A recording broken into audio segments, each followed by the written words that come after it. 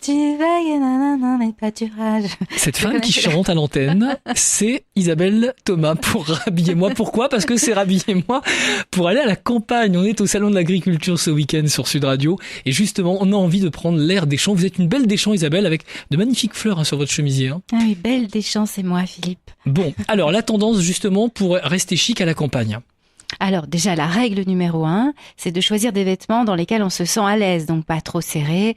Mais la règle numéro 2, ce sont prendre des vêtements qu'on aime. Pourquoi on devrait supporter un cardigan sans forme qu'on déteste porter à la ville, une chemise qui serre le ventre, un jean qui dégringole les poches aux genoux, un pull fatigué qui gratte sous prétexte qu'on part au vert. Alors parfois aussi, Isabelle, on hésite à prendre ces beaux vêtements parce qu'on se dit il y a peut-être de la gadoue, peut-être qu'on peut se salir aussi en étant à la campagne, c'est ça l'idée. Oui, mais là il faut pas exagérer, on va pas prendre son nouveau jean blanc tout neuf au risque de le salir. Mais c'est pas une raison pour prendre justement les pulls boulochés qu'on déteste.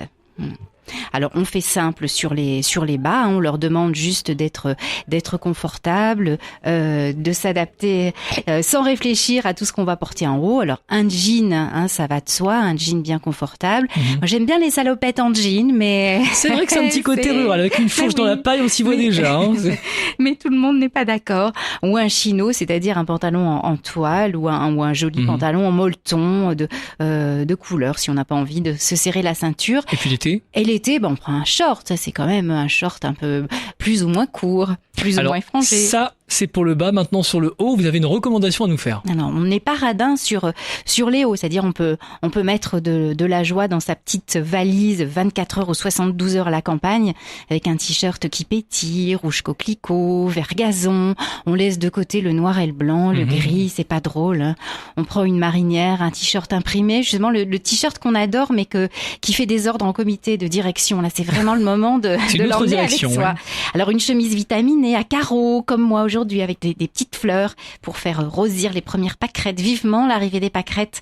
Et puis une chemise en jean. La chemise en jean va avec tout et on peut la porter en veste. Bon, et même si on se rapproche des beaux jours progressivement, faut quand même pas oublier la petite laine. Évidemment, la petite laine, le gros pull, mais pareil, un pull gris, rouge, orange ou un sweatshirt.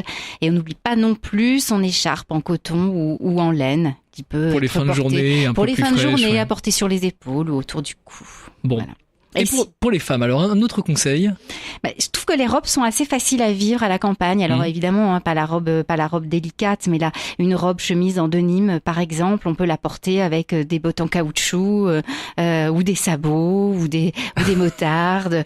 En fait, on peut aussi assumer le côté caricatural du look campagne quand on parle de sabots ou de chemise à carreaux. Ah oui, les bottes.